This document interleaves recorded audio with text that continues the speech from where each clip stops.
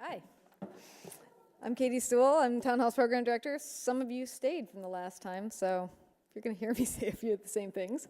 But thank you so much for coming tonight to our evening with Scottie and Marcy Madden and Status Causey. It's presented in partnership with the University Bookstore and with the Pride Foundation to kick off Pride Weekend. And support for this series is provided by the National Endowment for the Arts, the Seattle Office of Arts and Culture, for Culture, and the Arts Fund. And now let me invite our guests on the stage. Scottie Madden has created and written for a variety of media outlets, including children's television, feature film, game shows, and primetime TV. She spent years as the co-executive producer of the survival reality show, Dude, You're Screwed, traveling to some of the most dangerous locations in the world. She joins us tonight to discuss her story and her first book, Getting Back to Me, From Girl to Boy to Woman in Just 50 Years. And she is joined this evening by her wife, Marcy Madden. Marcy is co-founder with Scottie of Zuzu Bean Press. Prior to her time at Zuzu Bean, she spent years as a commercial spot director, a voiceover talent, and a branding expert. She's currently working on her first book, Just Because My Husband is a Woman Doesn't Mean I'm a Lesbian. Look for that early this summer. And finally, our moderator this evening is Seattle's own Status Causey. Status is a sex, gender, and relationship educator and consultant, formerly the workshop and premier services coordinator at the adult boutique Babeland. Status has taught at several universities across the West Coast, including the University of Southern California and the University of Washington, and also moonlight as a DJ Status Apparatus. Please join our guests to the stage.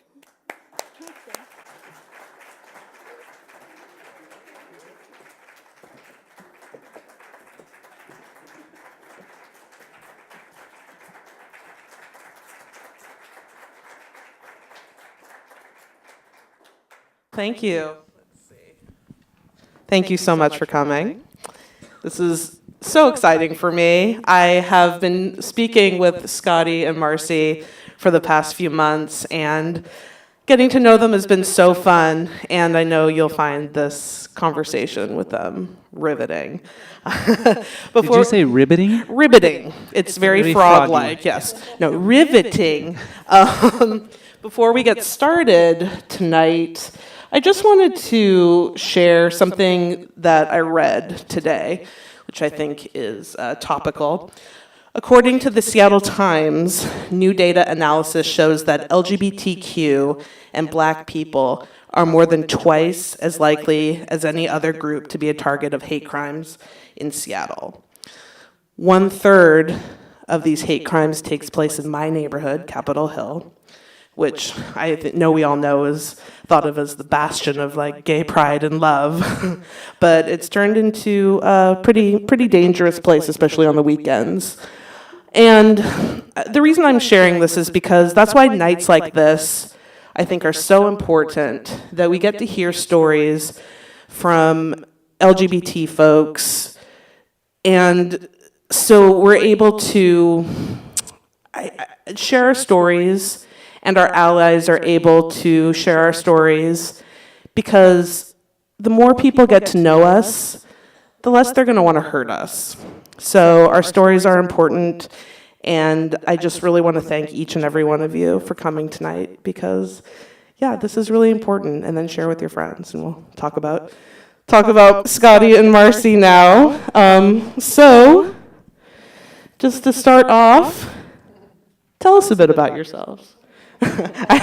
Tell us your story. Where are you originally from? You go first. Really? Okay. Yeah. I'm originally from Massachusetts.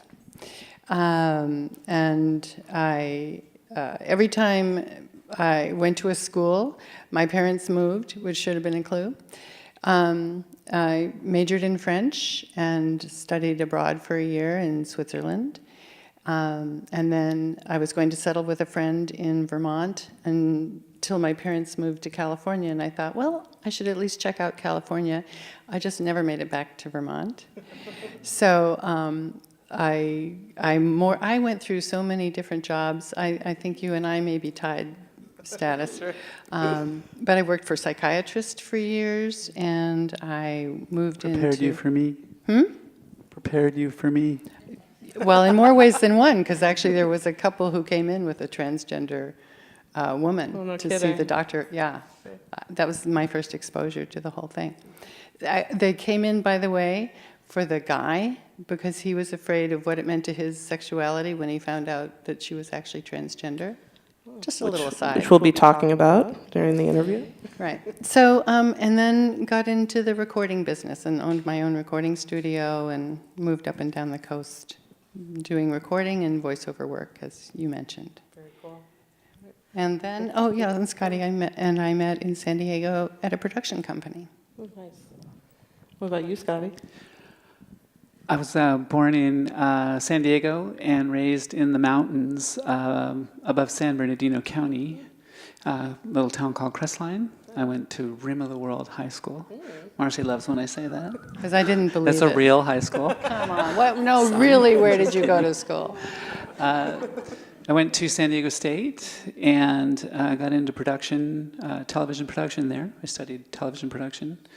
And that's where Marcy and I met at the first studio that I worked at. And we've been married for 27 years. And along the way, Stuff happened. stuff happened. So, what originally attracted you to each other? Ew, that's a good one. You start, because Well, okay, so at that studio, I had been in New York. I had gotten paid to drive a car across country. And a friend of mine called me and said, come on home, we got our own sandbox. They were gonna hire me at this production studio.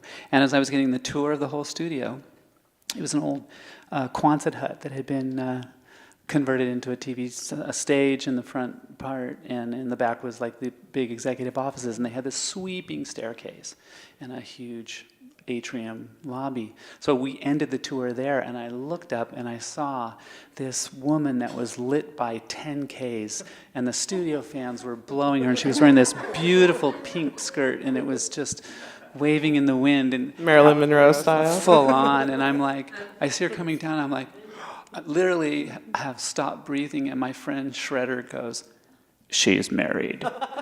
I'm like the record scratch, you know. I was like, oh my God. But she became my mentor in like how to deal with long distance romances.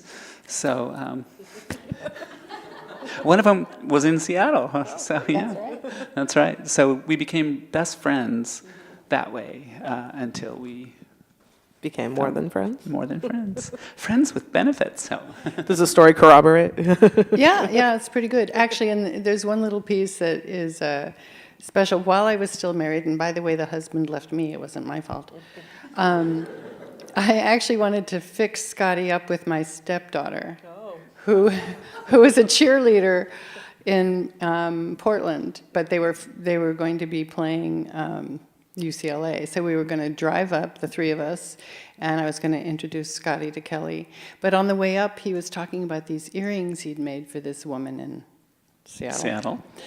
And I was sitting in the car, and as Scotty was describing these earrings and all the love and effort and design that he had put into them, I actually said to myself, I wish somebody loved me like that. And look what happened. Yeah. Got it. So, Scotty, had you questioned your gender identity prior to your marriage? no. Oh yeah. I don't know. It was just something that came about. When did you first know you were trans? Well, I get this question all the time, and I didn't know I was trans. I just knew that I was a girl. And then when I was 4, I was told never to tell anybody I was a girl. And so that just got reinforced over time, and as I wasn't a typical girl. I did like sports, but over time, I like sports. Yeah, right. So that wasn't the tell. So I just always knew that I should never tell anybody that things were wrong. Were you familiar with trans? I mean, you said you were, you work with trans individuals before, but had you had any friends? I didn't. There was just this one case that I remember with us. In fact, what's funny is as I look back over my past, I realized there was a little bit more and more hints along the way than I even thought but no, I was completely ignorant. Maybe back then, because I'm old enough to remember, there were the stories about, Renee Richards, who was the tennis player who had transitioned. But it was I didn't really know what it meant. Sure. I really didn't understand it. And it took me a long, even when Scotty told me, it took me a really long time to grok it. So I don't think anybody comes out saying, I'm trans. Right, it's a They come saying, process. I'm a woman, yeah. and my body's not the right one. Right. For me, it was like once I started to get it after God never answered my prayer. Please, God, let me wake up tomorrow in the right body. That never happened. Right. So then you start to realize, okay, well, this isn't changing through prayer. It's not changing through thought or wishing. Yeah. So what am I going to do about it, Did you grow up religiously? Yeah, I was raised Catholic. And that's what's kind of odd for me, is that I don't ever remember all of the things that modern Catholicism is saying that they know or is their doctrine about homosexuality. That was never an issue. There were, openly gay people in my congregation, in my parish, and it was not an issue. I don't know who flipped the switch that all of a sudden made it all wrong. Sure. Yeah, it's been a long and the doctrine, nobody knows how to interpret it. I mean, it's all up to people's imaginations or opinions anyway. Yeah. Marcy, so you didn't have any inkling of the turmoil that Scotty was experiencing? No, and for anyone who knows Scotty, they know. If you knew this, well, let me cut ahead let me just say, she was so good at being a man that I had my girlfriends constantly say to me, could you please have Scotty cloned? Or could you please have him give seminars so that our guys would kind of get how to treat a woman? So, no, I just knew this, in fact, very vibrant, fun, lively. I would have never known there was any kind of pain or torture going on underneath. Yeah, because I was good at it doesn't mean that I liked it, but I was, there's no way Marcy was going to know. I was spending my entire life being really good at hiding it from her. Yeah. I didn't want to hurt her. Yeah. I didn't know what it would mean. It's one thing to say, this is who I am. It's another thing to live that way. And the older you get, the more your life, you realize, if I want to eat, I need to work. And I need to work in the chosen profession. So I was really good at hiding it from myself. I tried to bury it, but it had its way of taking over. I always say that queer people are some of the best actors, because we have to hide it. We have to become other people. And it's a struggle. Yeah, I mean, we were talking about this earlier today. It's like when you say that, people think, oh, as an actor, you've got some lines, and you're going to say the lines, and that means that something else is going on inside of your head when you're having a normal human interaction. And to me, that's why people freak out when they hear about a trans person who had just come out. It's like, well, I talk to that person all my time, and oh my God, what did I say to them, and all that stuff. And it's not like that. We're spending so much time in our head going, please God, don't out me, please don't hurt me, please, I want to connect. And I got really good at, I was describing this to a friend of mine who's Marcy's matron of honor. I said, I built a courtyard in my heart, a beautiful, well-tended garden for you to come into, and I can serve you tea and take care of you. And you thought that was my heart. What you didn't know was behind those stone walls was the rest of my heart. So I didn't want to hold people out of my heart. I wanted to love and connect and be with them. So I figured out a way to bring you almost all the way in. So, I love that metaphor. That's beautiful. And I think we all have our own ways of kind of imagining, our our bodies and ourselves and how we need to open up and share with other people. And which brings me to the next question. Obviously there was a break, and obviously you were like, I have to come out. I didn't. It wasn't a choice. It came out. Yeah. I was like trying to stop it still as the words were coming out of my mouth. I was like, no, pay no attention to that. And it was like this tsunami of chaos swirling around her, washing Marcy out the door. I'm sorry. And Marcy was the first person you came out to. Oh yeah. Yeah. Yeah. And what was that like? Oh, what was it like? How did you respond or react? I think there's a little bit of both. Well, the first words were in tears. She started to cry. She's handing me a cup of coffee at like 5 o'clock in the morning, which already was kind of a clue. And saying, I just don't know who I am. I'm confused. So I thought, here it comes, the midlife crisis, 50-something, the Porsche, what? So I was not prepared. I don't really think. Porsche, whatever. Yeah, well, that Jimmy would. Choo's. Listen, let me just say, if Scotty had wanted a Porsche, I would have left. Who are you, and what have you done with my Scotty? So I didn't register many of the words beyond that. We just both sort of sat there crying and talking, and I was trying to listen, but I think it really I thought, oh, okay, well, we're talking about a phase of some kind here. Let's see what we can do to come out the other side. Come out being the operative word. Well, and even as I was telling Mars, this is what I'm doing, I could see it reflecting in her face, and I would be like, no, I mean, not really. I've been in turmoil, but it's not as bad as it's looking on your face right now, and Everything's I can take cool. it all back. I'll It'll take be it all better, back. honestly. I was lying, sorry, forget it. It's hard to take back. well, yeah, no kidding. I didn't want to take it, but I just didn't want to hurt her, I've said this many times. I never felt, I've been so bathed in her love my entire life. I never felt for a moment that it would ever end. That you'd be like, you're telling me that the sun's not going to rise tomorrow. That's how sure. So the key then We are was, in Seattle. well, okay, sorry, bad metaphor. It's going to be rainy tomorrow. But I never felt like that was the issue. The issue I felt was I was going to hurt her. Right. So, how long? I mean, it's a growth process, but what did you do to kind of get things back to normal, or normal? I know that your life has never been normal, Right. or your relationship, but how long did it take? What did you have to do? I'm asking both of you individually and as a couple, what your process was.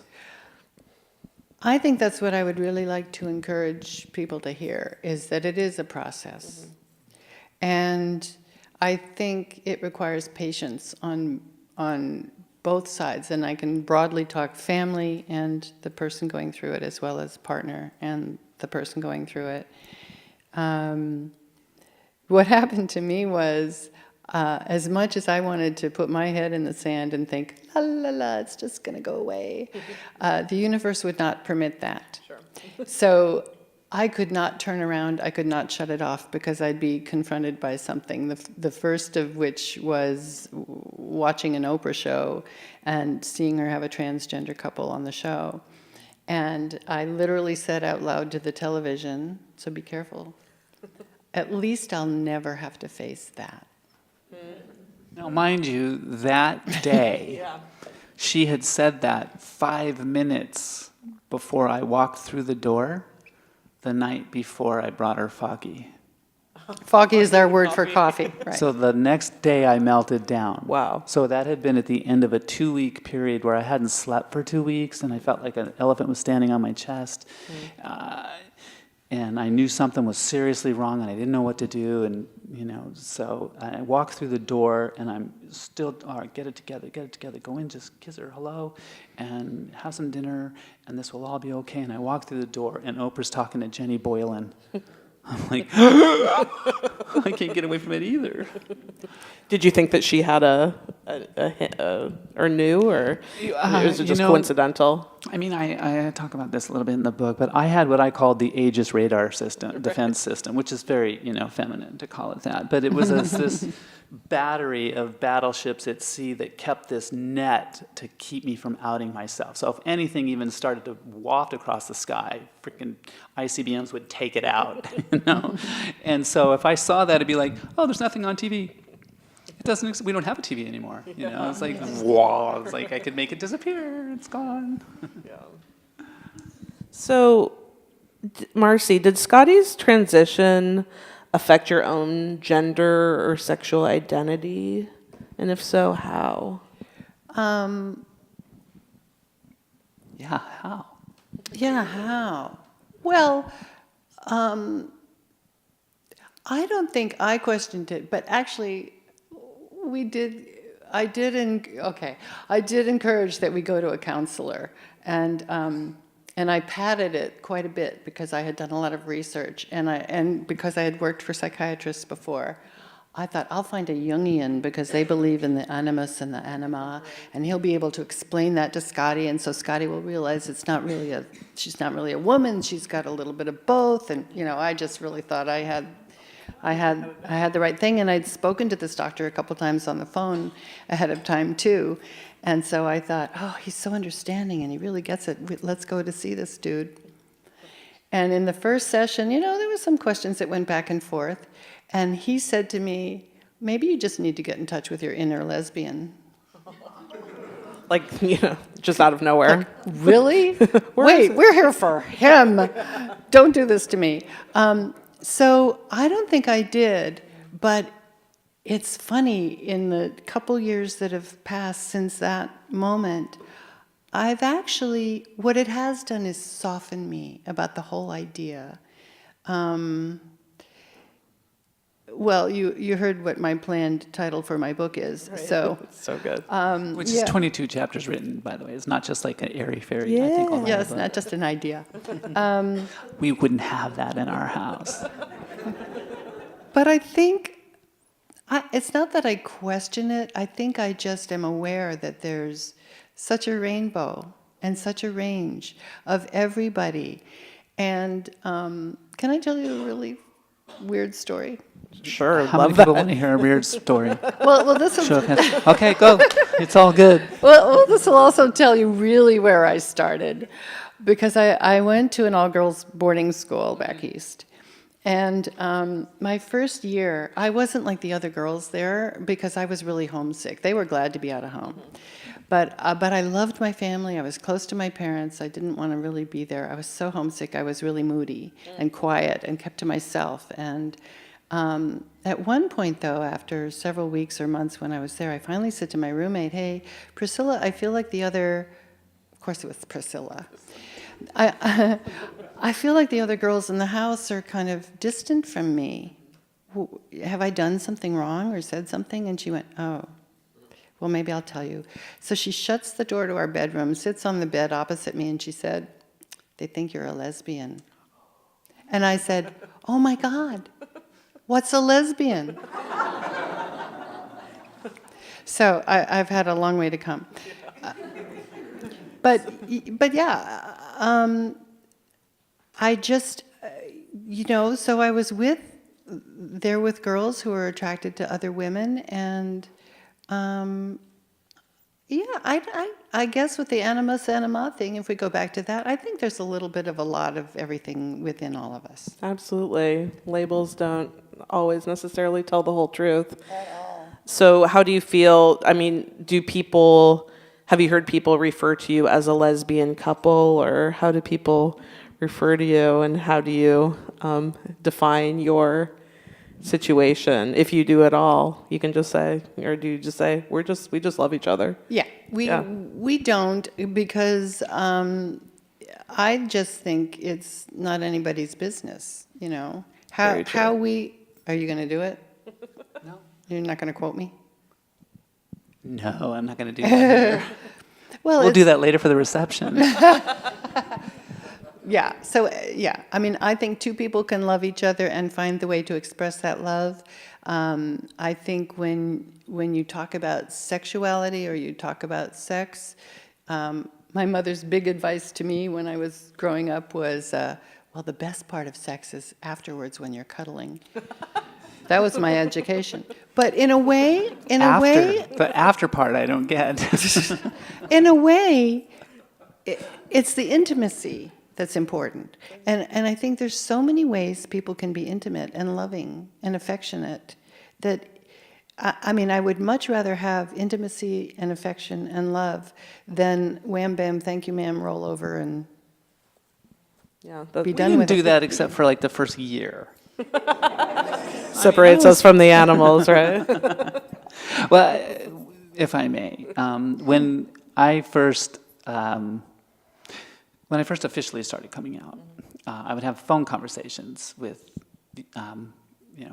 friends, and I wanted to give them a warning. And the call went something like this: "Hey, Kel, I have something to tell you." And I learned over time, by the way, to refine it down to this speech. Get to the point right away. I'm a woman. Silence. And then, well, good for you. Are you happy? Now, I'm calling Kelly out now, but his was very deep and sweet and wonderful, which is why he's here tonight. But most of the guys will say, because they know that and this is why getting back to me is a love story. If I need you to know who I am, you have to know who Marcy is, because her love is what I am. If you don't know that, then you don't know me. So everybody knows that who knows me, and I'd say, first question, well, how's Mars? She's great. She's with us. She's like, oh, you're staying together? Yeah. Well, and if it's a guy, it goes like this. Well, so what about, are you gay? I'm like, well, technically, yes. I'm a lesbian. Like, no. Are you gay? Like, yeah. I'm still so into Mars, I can't see straight. No. I mean, do you like boys? Like, that wouldn't make me gay. That would be heterosexual. Because I start off with, I'm a woman. Yeah. So you didn't catch that part. Right. But what was funny is if I would said that out loud, and usually this conversation happened with Marcy sitting next to me, she would say, yeah, can you back off on the lesbian part thing? Because that makes me lesbian by default. Right.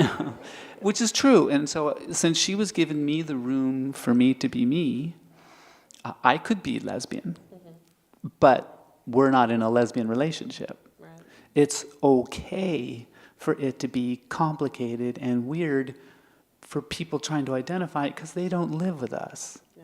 We have our marriage, and you're not allowed in. I don't know why you thought you could. We have our love, and that's precious and sacred to us. And if you want to know details, which is where Marcy was alluding, she has a much less eloquent way of saying, it's much more distinct way of saying this, then you have to be a better friend to have that answer. Right. Or you can go on Google. You can Google. That's and right. learn the difference between gender identity and sexuality, which is something that's really a hard concept for folks to get because everything's so binary. So Scotty, what were some of your fears about coming out? And did you have fears about writing, getting back to me and exposing your family and your history, your past, all the sordid details? I suppose I should have. No. Fears about coming out. Oddly, my biggest fears when I first started to step out in the world and go, no, I'm a woman, to you, and say it out loud and proud, was that I have a very proud legacy of women in my family.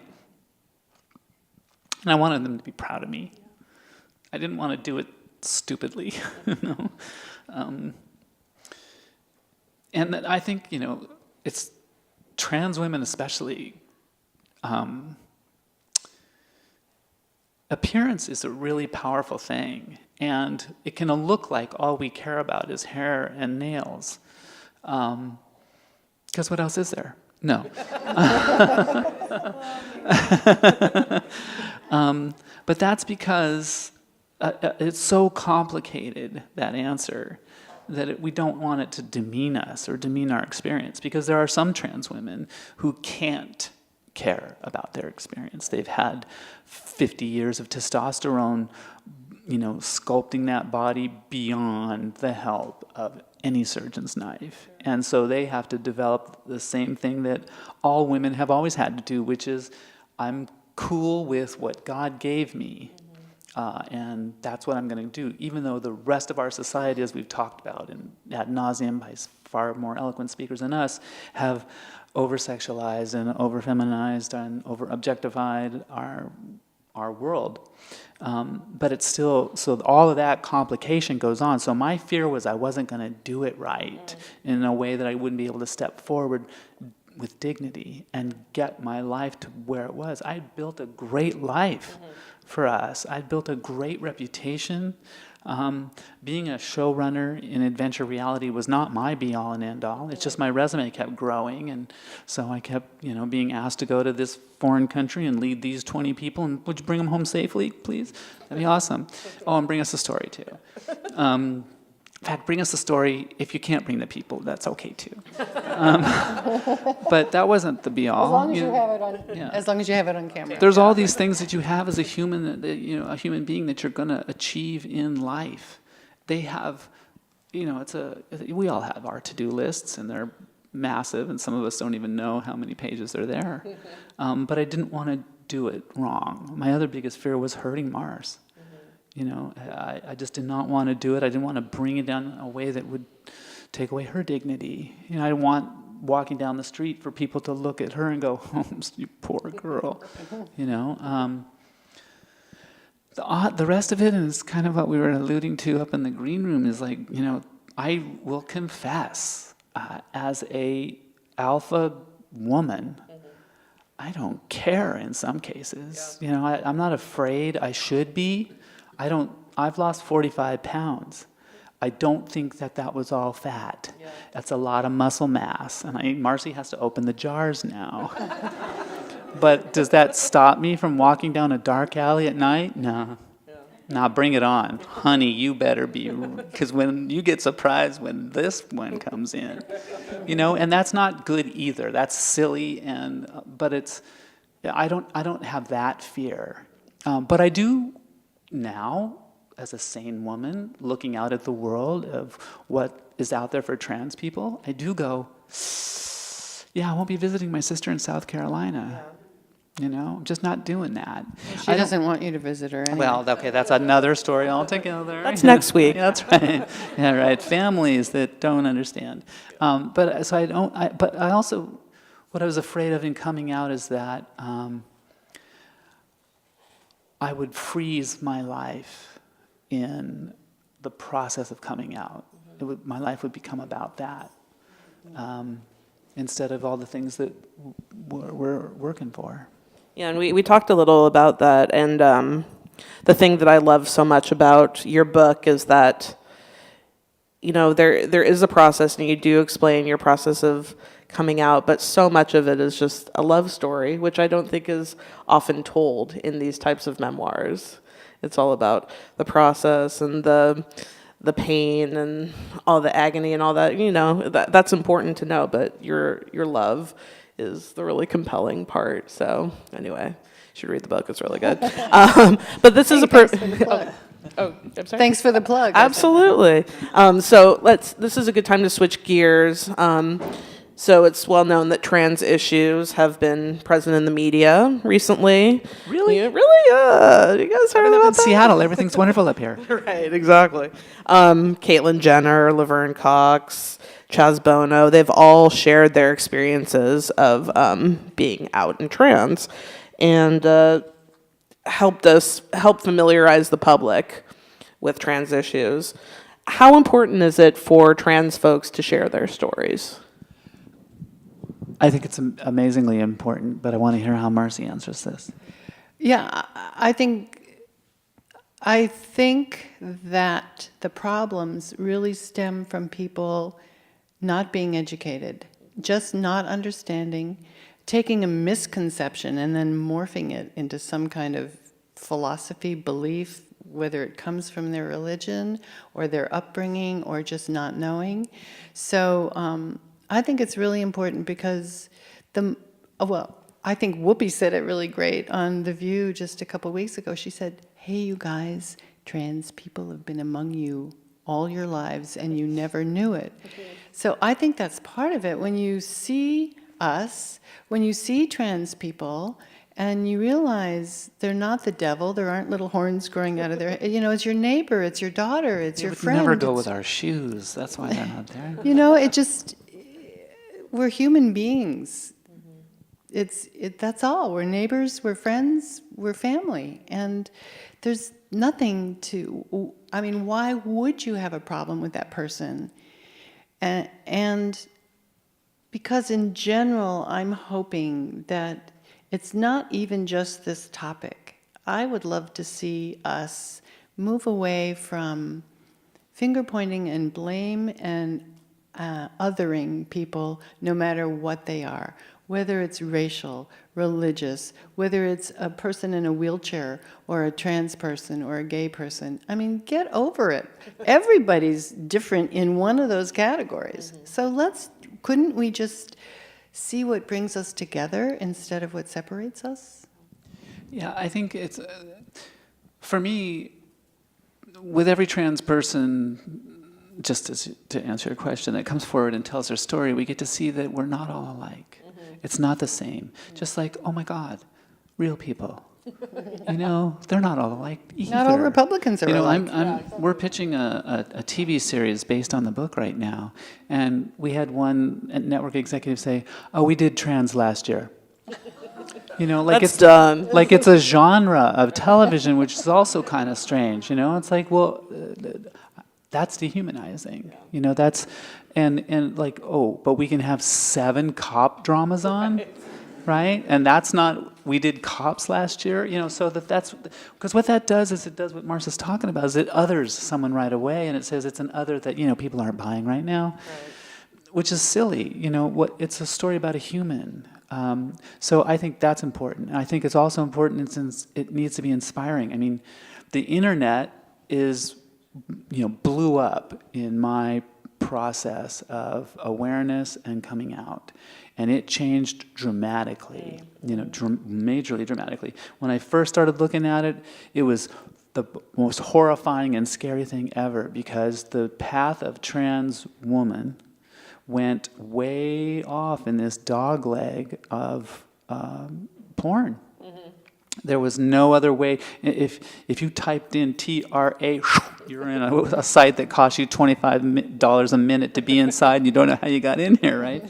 And that was, to find any kind of information on there. Now, it's like those sites have been almost practically scrubbed off the site because there's so many trans people talking about their stories, and so it's up there in the SEO. We have better search engine optimization, exactly. But it's important for people to hear it. And Mark says, like, if I talk to somebody, if I come out to somebody over the phone, mm-hmm.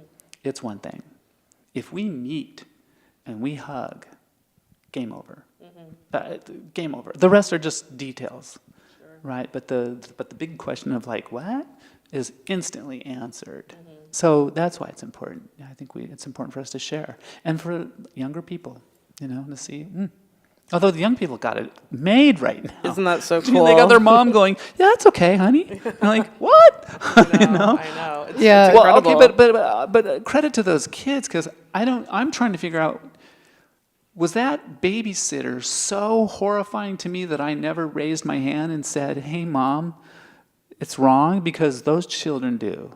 Mm. There was the little girl who got cochlear implants, and when she could finally hear and could hear her voice work, the first words out of her mouth were, "I'm a boy."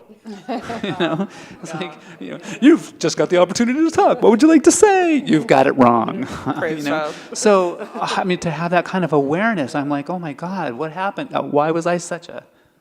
Yeah, I mean, a lot of it has to do with we didn't really have anybody to look up to. Who were our trans icons and idols? Didn't really exist back No then. Laverne Cox? No Laverne Cox. No Janet Mock. No Janet Mock. Yeah. Saint You knew I was going to bring this up. How can we address and ease fears about bathrooms? Oh, can I just say, can I be the one to talk about that? I would Because love it'd be that. obvious that it would be Scotty, but Well, no, it was a question, so it's obvious you're going to answer it of first. course. The whole bathroom thing, I mean, I love what people say is like, just let me pee, or, there's some great T-shirts and things out there. But what gets me is I don't think anybody has thought it through. Right? They say, well, you should go. First of all, gender identity, people who are who are for the bathroom laws, think that gender identity means who you want to be. They treat it like they think it's a choice. If we could just let people know, no, gender identity means that's who you really are. And whatever happened to the body was kind of like, oops. But that's the aside. The gender identity is who you really are. So again, think it through. First of all, sir, if you are concerned about your daughter being hurt in a bathroom, you do realize she's going to be checked going into the bathroom too. And so are you. Because what are you going to do? Say, I think that person looks trans. That's already happening. But there are a lot of people who look trans and aren't, and vice versa. So, and it also means that, if you may, if I can point at you, it's like, really? You want Scotty in the men's room? Would that really make you feel more comfortable? It's too dirty. But it's like... I'm just not going in there. What about thinking that through? Yeah. And here's the big one, folks, everybody in the world. How are you going to verify? How? The only way well, first of all, you can't even lift up a skirt because there may have been surgery. You can't look at a birth certificate because you can get those legally changed. So how in the world, how the F word are you going to, it's ridiculous, right? And there's only one purpose that you go in there for.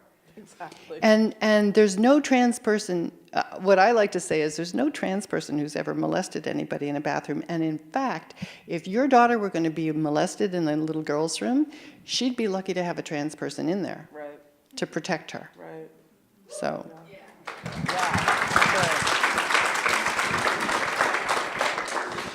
Yeah, I mean, there's the opinions have been stated quite eloquently. Thank you, my love. Yeah. I have something different. I mean, for me, what I don't hear being said, and it's blatantly obvious. It really started, for the most part, in Houston, and it started with a giant cash pot from a small group of people who systematically went out and created a fear. That part has been stated. What hasn't been stated past that, and what I don't want to see get lost from the conversation, is that it ain't about bathrooms, folks, and it ain't about that on those dockets, okay? It's a Trojan horse that is going to go in and completely dismantle not just LGBT protections, because what comes in behind that is Title IX. So what comes in behind that is protections for gender. So that's what the rest of that law is. Especially the North Carolina law said, no, it's okay to discriminate for employment, for housing, for health care, for adoption, for marriage even. It's like, I don't know how they're going to get around that. It's like they wanted to invite a Supreme Court fight. And what hurts my heart in this situation is that I hope that our country, I think before you get something like this out in front that presents evidence, you would believe this about America, is that when something stupid is presented, Americans go, yeah, we're not doing that. That's stupid. And it wouldn't even be an issue. They would just ignore it, right? But this thing, everybody went, well, no, my friend says it's about, instead of anybody educating and looking in there and going, well, wait a minute, we're dismantling all the laws that protect women. Now you can discriminate in the workplace because of women, legally mandated on the state books. But no one's seeing that. They're going, no, I don't want some pervert in the bathroom. Well, no, I don't want a pervert in the bathroom. Right? Who does? Right?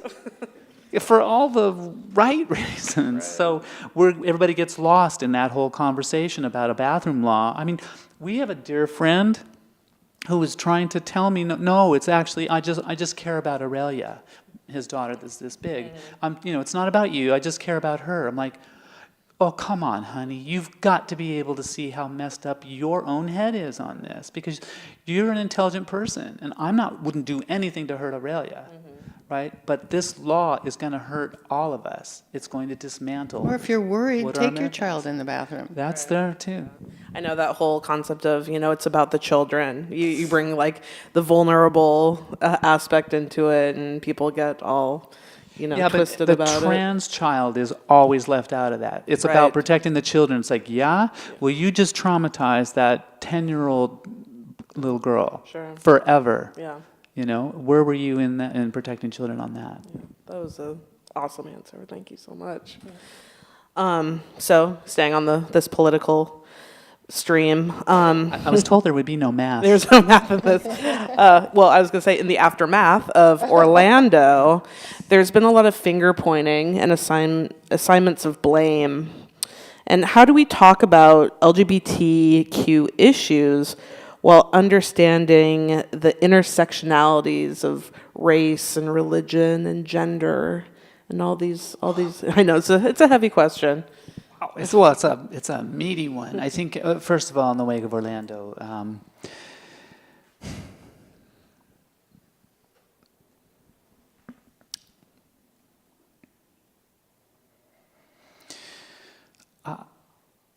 I want to step lightly here. 49 families were destroyed. They weren't destroyed because they're all incredible. They're Americans, they're people, they're us. So they're going to be okay eventually.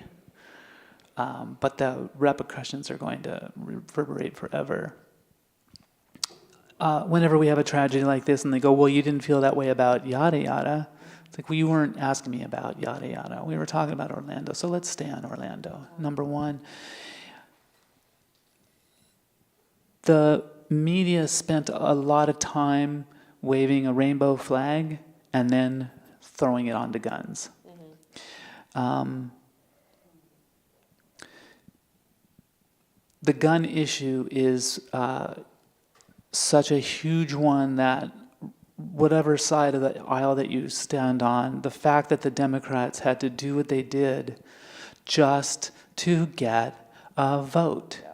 And for the rest of them to leave on their vacation when we have this national tragedy that we've had,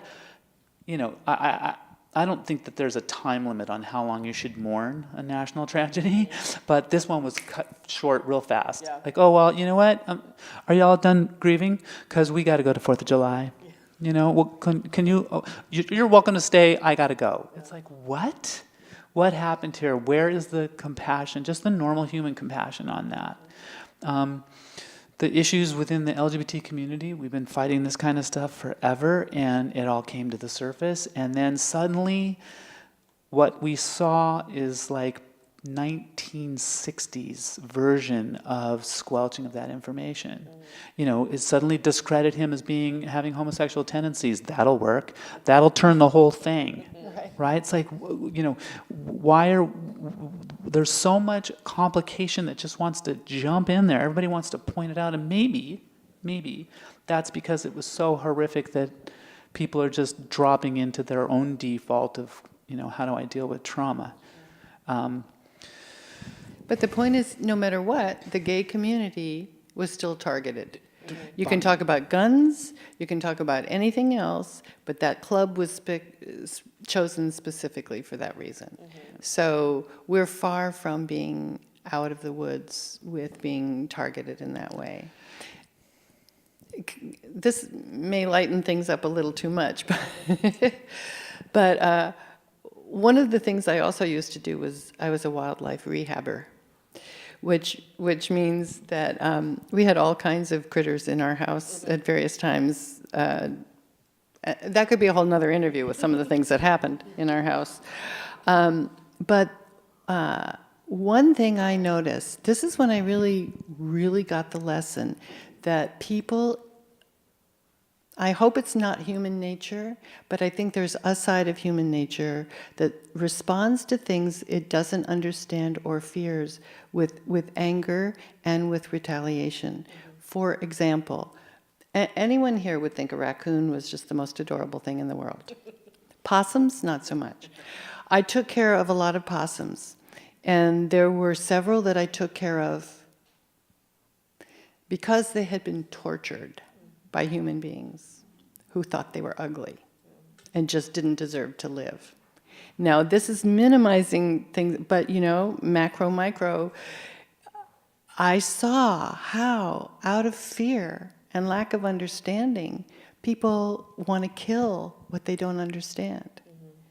Because we went to a lot of shows with the animals that were our education animals, and I had a possum with me once, and some guys came up to the table and said, "Oh, that's ugly. I would try to run over it if I saw it." And I won't tell you the real details because it's a little sexual, or maybe I could. You're going to have to now. Okay.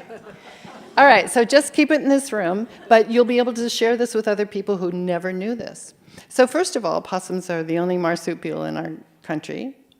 But I had this possum in my lap, and these guys said that to me, and I said, I bet I could show you, because they're guys, show you something right now that would not only make you appreciate possums, but want to come back as a possum in your next life.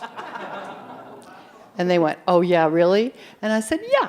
So I took the possum by the tail, swung him around, and pointed out the fact that a male possum has a double-headed penis. And they went, "I am not worthy." But that's, that's a light wave. But once you're educated, they totally shifted. Yeah. They totally shifted. All they needed to do was appreciate that this was a being that deserved to live and had a pretty interesting life. Yeah. So... I'd say so.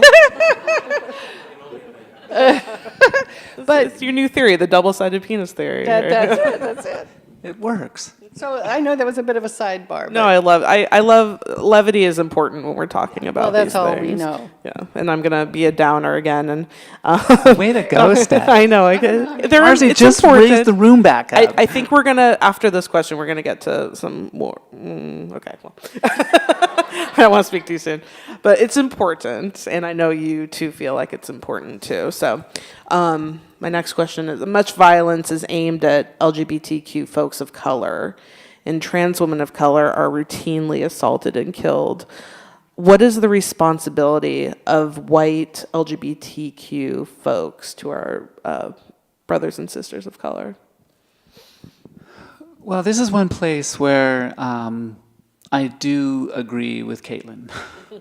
It's the only place. I can't even agree with her taste in shoes. No, just kidding. But she said during the ESPY Awards, you can say what you want about me because I can take it. But don't talk that way about any of the other trans members of my community. And I kind of feel like that. You hear a lot about white male privilege. Though now they probably want to take back what I received along the way, I've seen it in action, and I never would have called it that. I never thought I was getting it because, that's kind of the myth about it, is that I don't get this because I'm a white dude, right? It's not that. It's that everybody around you doing the thing that you're doing is all the same as you, and so you're wherever you were in that pecking order anyways, and so you're just going to get what we're going to go get, right? However, since I do know how to maneuver those waters, and since I am a professional writer, producer, director, and now author, my responsibility is to be true to us. It's no secret that, we have I have the pathway. It hasn't happened yet, but I have a pathway to go to make most of my media available to the public. So my responsibility is to do that. I have a great friend who's very active, Angelica Ross. She runs Trans Tech, and she's a trans woman of color. She speaks about this all the time, So my responsibility to her is to help her in any way that I can, in the same way that I would help any of my other friends in the way that they can. I've always been big on being a mentor. I got to where I got in all areas of my life because my Auntie Linda will curl my hair. She shows me how to do this. I have always had great teachers who taught me. It's my responsibility to turn backwards, pay it backwards, I guess, is what I'm saying. So I think it's really important. I think, we're in a weird world. I don't know if I would have said this. I don't know if I would have had the maturity to say this, but as a writer, I'm always looking for the new way to say what others have said a lot of already, because I've got to get your attention. Sure. Now, because of the way that our social media and news and everything gets distributed, the message has to be dwindled down. You're asking us questions here tonight that took me a whole book to describe, right? So I never would have been a part of the news cycle 20-second soundbite kind of idea, but it is all we can do at this point. It's a tsunami of information out there, so if it gets boiled down to support trans women of color, then that's what I can say. Yeah. It's a great answer, and it's something that I think it's so important that we all think about, especially white folks, and how we can be supportive and use our privilege to help our friends. I said we're going to get lighter, so let's get lighter. What are some of your favorite movies, documentaries, TV shows, and books that highlight the lives of trans people? I love Orange is the New Black. I really do. As much as I was really pissed when it first came out, because again, that was in my arc of, I'm just going to hide. I've heard of this great TV show, and then boom, there's a trans character on it. So, okay, I guess I'm supposed to really look at this. I just think the writing is amazing. What else? Scottie's book. Yeah.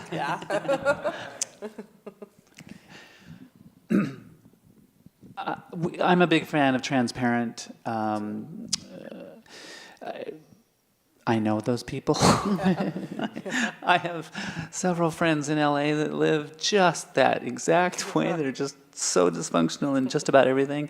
Plus, I love what Jill Soloway is trying to do just in terms of television and the whole ball of wax on that one. We're big fans of Grace and Frankie. Oh, yeah. It's such a weird, it's like a funhouse mirror of LGBT issues, because it's seen through the lens of two women who are cisgendered heterosexual. And older, too. And older. So, all that stuff is fun. Of course, Jane Fonda and Lily Tomlin. Please, really. Yeah. I don't know what happened to Jane Fonda. I was not a Jane Fonda fan back in the days, but starting with Newsroom. Oh, yeah. All of a sudden, she just went, you know what? I'm fucking Jane Fonda. I was like, yeah, lady, you go. Good. Oh, be honest, you liked her back at Barbarella days. No, that one actually kind of missed me. That was like in between, Barefoot in the Park? Barefoot in the Park, yeah. Anyway. But Status is I asking- digress. Yeah, it's I'm not. If it's, normally you'd ask this question, it'd be like, well, anything with Bette Midler in it? No. Oh, yeah, that's weird.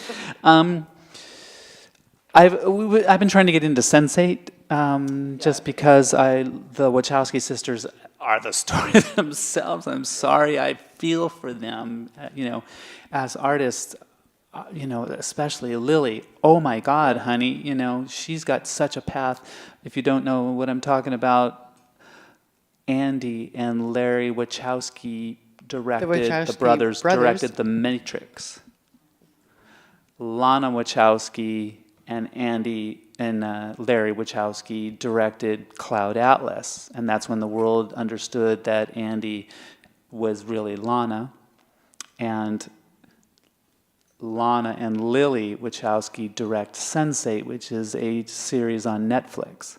How about that? Brothers who were both trans. I know. I love that. It's just mind-blowing. Yeah. I know. So, and their storytelling's, come on, Jesus.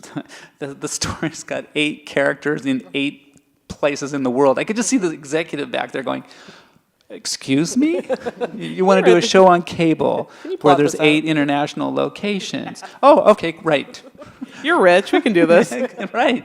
Come back when it's done. It's like, it's amazing. So, and they're kind of going at it really obliquely, like an assumption that this type of, that trans experience is something that everybody already knows and understands and gets, and there's no issue about that at all so far in the storyline. So that's kind of interesting. I think we're kind of like old school in terms of our television digestion process. I try to keep up with the films that are out there, Tangerine and, some of the others that are out there trying to make their mark. Her Stories, to give Angelica and Jen Richards a shout out there. That's something that's an interesting concept. But part of my problem when I look at, what else is out there is I'm such a, competitor, executive producer. I'm already looking at it going, yeah, I got what you're doing in the years right now. What was the storyline? That's okay. It's weak. Story development needs a little bit more. Character arc will be in there. But I'm sure they'll get it in season 2, So that's how I'm watching a lot of stuff. Yeah.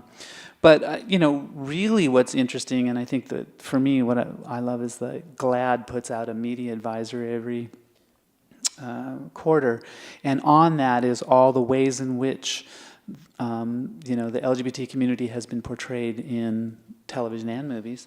And what's interesting is that that's getting broader and wider, and it's not so weird. Yeah. It's not like, advertise this as the only lesbian show on called Ellen. Right? Or the L word. Right, the L word, right? It's like, well, you just dated yourself, honey. Sorry about that. No. They were my friends. What Over can I 40, say? are we? So that part is the cool part. And that's back to kind of sharing our stories thing, is like, it's not supposed to be odd and different and weird. It's just, this character's Irish, that character's black, this character's Mexican, that character's trans, and Irish or black or Mexican. Right. And they all have different stories to tell. They all have different stories to tell. So, June is Pride Month, and we'll be celebrating this weekend. Grand festivities with the parade and Trans March and all the other crazy things that happen. What happens at Pride stays at Pride, right? But I just want to know with both of you what Pride means to both of you. I still feel so new in this world in a way. But I have come to the point where, well, first of all, this is a good time for me to suggest that we need yet one more initial in there. Because we don't have enough already. No, LGBTQP. What's the P? Originally, it was going to be D for default, because there's people like me who kind of get pulled into this world unintentionally or unbeknownst to us. But I've changed it to P for Providence. Oh, I love that. Because, I think wherever we are, that's where we're supposed to be. And and Providence brought me here, and it's a world where there's lots of learning to do. But I'm proud to be here. I'm also very proud and happy that we are celebrating here in Seattle. I think about LA like 2 days, really? Look at Seattle, it's like a week. There's so much support here. This is actually, this experience of having been here just this 1 week so far has really made me be proud and to realize that I am part of the community. That's why I want the initial. You know, families, we are part. It's even ally feels a little. You're our P. We love our Ps. I'm going to start incorporating that. That's great.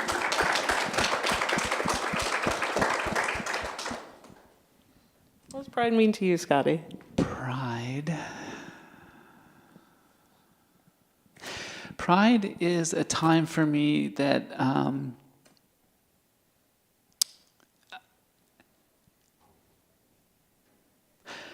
I don't want to sound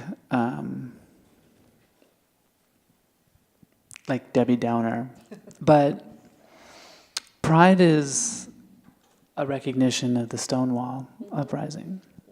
And I love that pride, that the way that we as a community will remember our legacy and remember the pain and suffering, because everybody's had their own Stonewall. Sure. Everybody has to have a Stonewall, or they're not going to come out. You know, it's at one level or another. I want that remembered.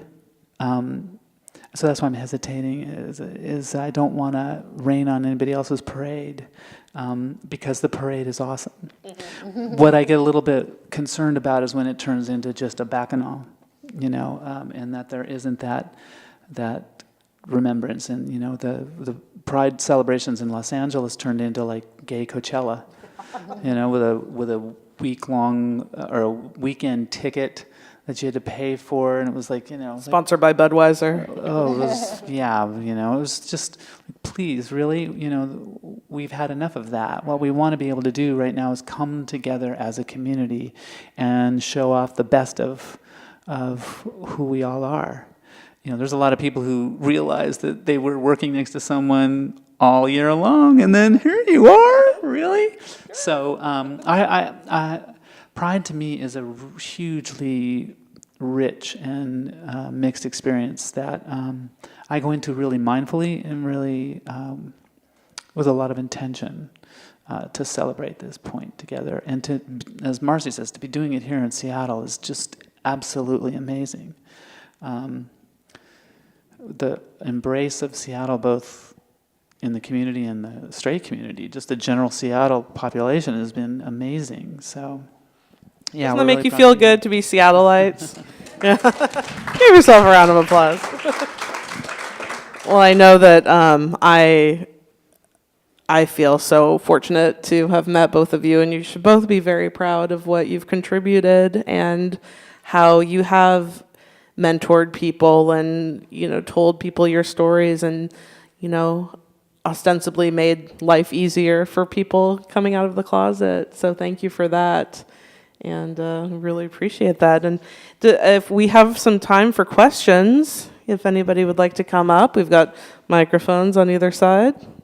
Hi, so a quick announcement from Town Hall. There it is. Yeah.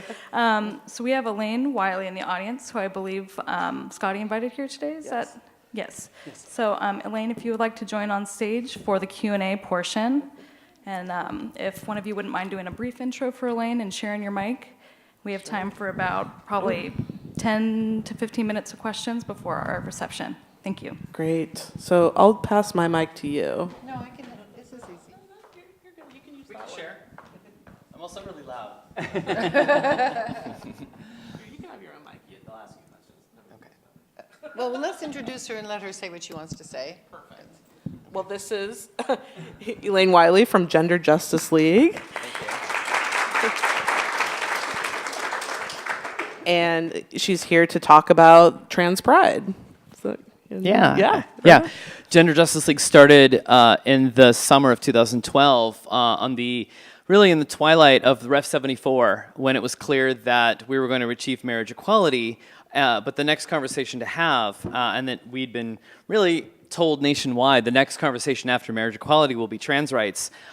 We were like, there's really not this conversation happening. So a group of us got together in a living room, and we all liked comic books a lot. So we called ourselves the Gender Justice League, and it sounds like a group of superheroes that have come together from disparate parts of the globe, in this case, Seattle, and said, we're going to make a difference here across Washington State, and we're going to start small in Seattle. And we started Trans Pride, and we expected a few hundred people to show up at Cal Anderson Park on the Friday before the big 500,000, 500,000 people. In 4th Avenue right down here on Sunday, there's going to be 500,000 people.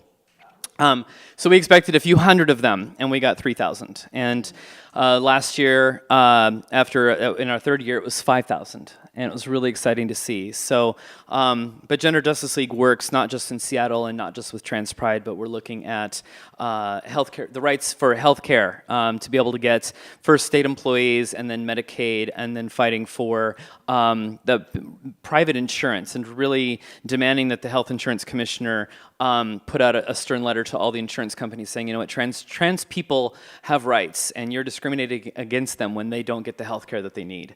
Homelessness, and this year we're actually fighting for our very existence. We're trying to be legislated out. That didn't work in February, so now there's a statewide initiative. How many people have heard of I-1515? Yes. So Trans Pride this year is about pride, but it's also about celebrating the uniqueness of each one of us, and saying if they can legislate this, if they can tell us that we can't do something, that tells humanity, that tells all of us in Seattle, all of us in Washington State, that the boundaries of who we get to be as people just got smaller. So we're fighting for that, and we hope that you can come out tomorrow night. I took a break and changed out of my t-shirt and jeans and all the work I've been doing this week and put on something pretty. Just to come out here and say it would be really great to have you all come out to we're marching at 6 p.m. How many people have done light rail? Capitol Hill light rail. We're meeting at the light rail station, 6 o'clock. Step off the curb with us. Walk like 4 blocks, come into the park, and we have an amazing lineup. And Scotty's going to appear on stage for this much time. I managed to barter for about 30 seconds to a minute, so Scotty can come up and briefly talk about her book. And then we have a special guest. So if you watch TV, you've probably seen this special guest come on at some point in the last decade, maybe several times. So that's my pitch about that. And yeah, any questions from the audience? Any questions from up here about Trans Pride? It's free. It's really fun. How many people have been to Trans Pride before? Colin. Okay. Does anybody have any questions for Scotty or Marcy or Elaine? Come up to one of these. Don't be shy. They're very nice and easy to talk to. I've asked them lots of questions too. Hey, who's read the book so far? Who's read any part of the book? I've read a little bit. I just got a copy yesterday, and over the last 24 hours, I've read about 15 minutes worth.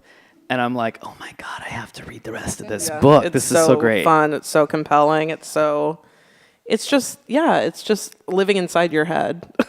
I'm sorry. I think we have a question. Hi, my name is Colin, and I want to thank all of you for being here tonight and sharing your stories. It's been so wonderful. I had a question for Elaine. There was something that happened in the news recently, around 1515, that I think got a lot of attention, and some people here might not have heard of. Could you tell us about that? Yeah, actually, I was on TV last week. So the person who actually originally fought against marriage equality, Joseph Backholm, his organization, Family Policy Institute of Washington, and their organization, Just Want Privacy, they've been meeting over time, and there were some folks who got really disturbed at some of the things that Joseph was saying in these meetings, specifically that if they're canvassing and asking people to sign signatures, specifically women, that they could. He encouraged folks. He says, you know, it would be really great if you ask a woman to sign and you're standing right outside the women's restroom, and she says no, just follow her on into the bathroom, and then just say, hey, do you want me in here? No, okay, great. Well, the sheriff, I believe King County Sheriff, said, actually, that's really, I don't like. I know you said you were just joking, but that's kind of a crime. And I don't like that. And the Attorney General just responded in kind on the state website saying, actually, this is a really bad idea, and please don't do it. And so those are the kinds of tactics that trans people are facing. People are willing to put all of us at risk just to attack trans people. And it's pretty disgusting. Thank you.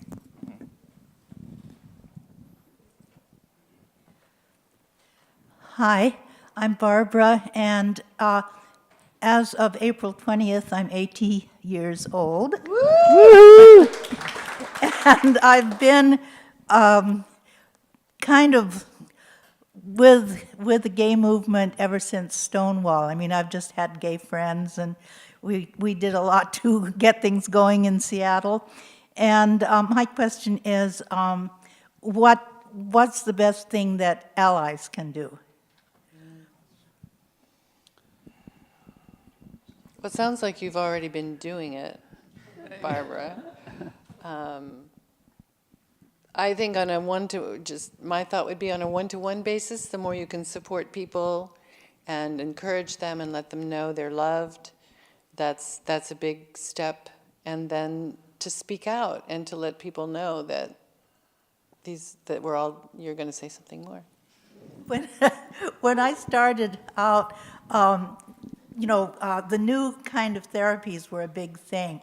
And a lot of gay people came out in the therapy groups. This was way back, And it was really interesting, people who had been silent for, decades, coming out in the context of the new kinds of therapies, not the old Freudian thing. And it was very, very moving to see that.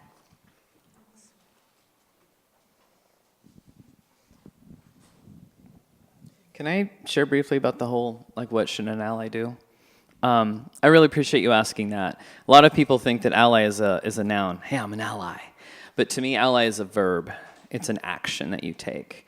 And one of the places that you can notice allyship is where it's absent, and that's usually with silence. Trans people are fighting. We're fighting for our rights. We're fighting for civil rights that we already should have had, and were actually enshrined in state law in 2006 in a Non-Discrimination Act. And we're fighting for those now, and I believe that should it make the ballot and pass, it will be very bad. If it doesn't, we'll see it back in Congress again, or in the legislature again next year, and we'll keep seeing this cycle. And when trans people, we're standing on our front line fighting that, that's one thing. But when we have allies who are raising their voices, I mean, most people in this room probably wouldn't be challenged about going into a bathroom. Occasionally, if somebody who's masculine or male identified goes into a restroom, or short hair woman goes into a restroom, you might get challenged. But trans people are fighting for that. There's a privilege out there in being who you are, being cisgender, not being challenged when you go to the bathroom. It's just, I'm going to go. It's fine. But if you actually step outside of your own comfort zone and help a group of people that are being challenged every single day. Somebody was attacked last night on Capitol Hill walking home from an Orlando fundraiser, and they were put into the hospital, and nobody intervened in that attack. The person was choking them. They went unconscious. Nobody called the cops for about 20 minutes, so that person got away. And that happened last night. And it was a masculine of center, trans-identified person, I think non-binary. I don't know the name of the person specifically, but I've gotten some details. That happened up on Capitol Hill, across the street from where I work. And that creates fear. And if you see, that whole, if you see something, say something. If you see something, jump in, say something, call the cops. Trans people are sometimes not really excited about seeing uniformed police officers. Oftentimes that feels like there's violence there. But when we're getting attacked, sometimes that's the thing, or just, stepping forward. So allyship is really stepping outside your comfort zone and swinging whatever's in your blind spot out here into the front so that you can empathize with a group of people that you might not otherwise know. I would share, don't leave your trans friends or others alone, in a situation like that. And if you don't feel like jumping in, just scream and make noise. Yeah. Call attention to it. We have time for this one last question before our reception. Thanks so much. First, thanks for being here, and thanks for sharing your stories. I'd like to hear from both of you, Scotty and Marcy. What do you appreciate most about the other? That's sweet. Shit, you're going to make me cry. What do I appreciate most? It's the same thing I've always appreciated, which is kind of what made it possible for us to be together. Scotty is love personified. Scotty is true love. And trust me, I tried before a few times. Didn't work out so well. And I realized that's what I was really here for. I was really here on this planet to discover true love. And when I found Scotty, I knew I had found that. There's way more I appreciate: creativity, humor. She loves animals as much as I do. She put up with not only the wildlife that I brought home, and including a pelican that I had in the bathtub one day. Sense of humor.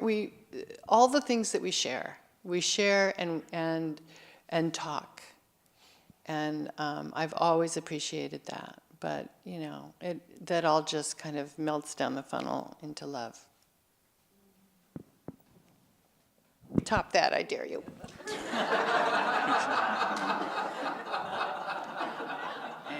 You got to go first. Read my book. No. Read my book.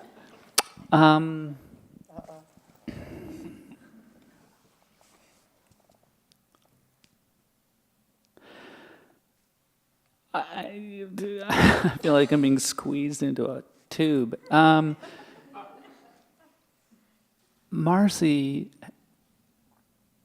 can still just take my breath away.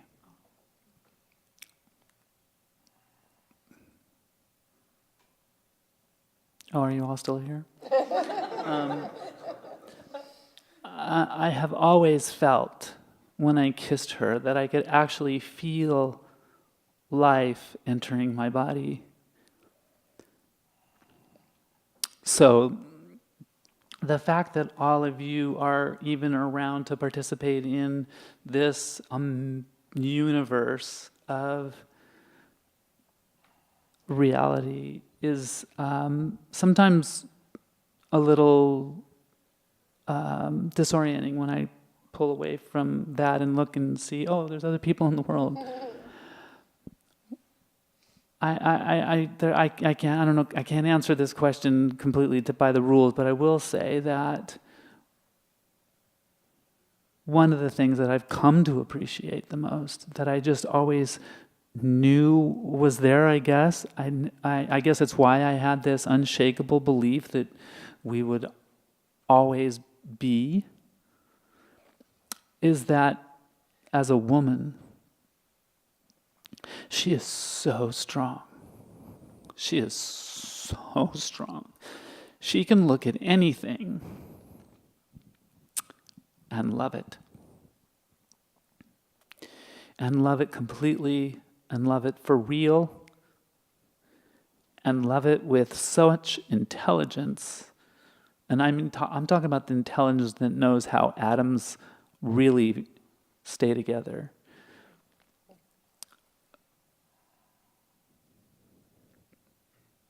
She looked at her own fear,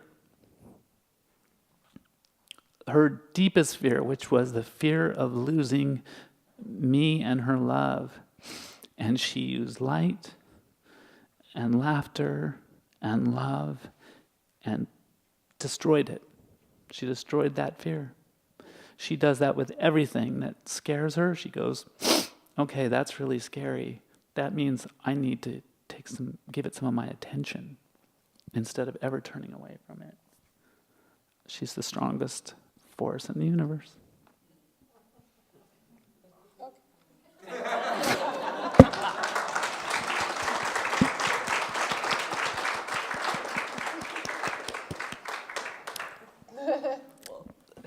So that deserves to be followed up with some plugs. So I hope all of you have received a coupon, which is going to be, you fill out all that stuff, you can get $5 off Scotty's book on audiobook. I'm so old. Book on tape. Book on 8-track. So hang on to that. And please visit their website, zuzubean.com.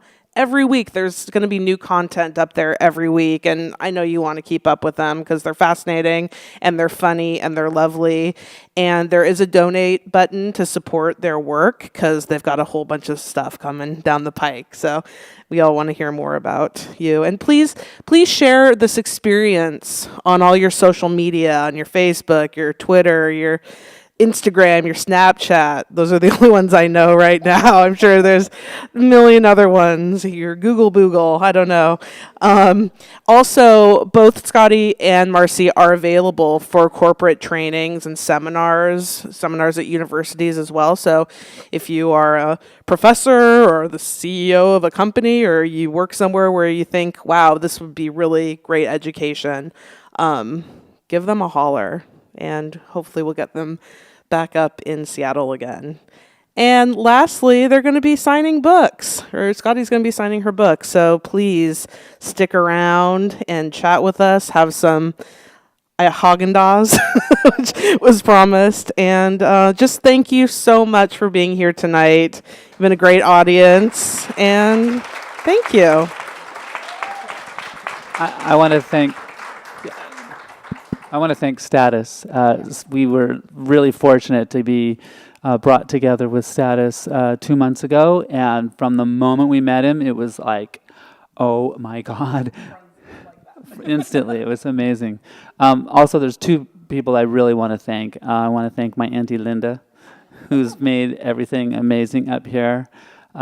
She's cuttered for us, curled my hair. I recommend her highly. And also, the reason why we're here is Auntie Linda posted after we had done a signing in California. We're calling her Auntie, but, you know. We'd posted on our Facebook page about another, a signing that we had in California.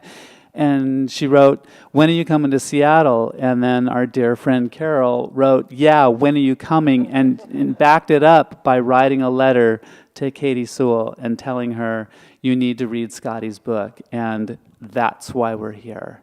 So, Carol Siege, thank you. And Katie, there you are. Katie, I sent her the book into the void right at the Christmas break and went, okay, here's a Hail Mary.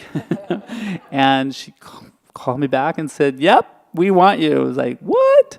So it's been the best time getting to know her and enjoy Seattle's warm embrace, all started by y'all. Thank you.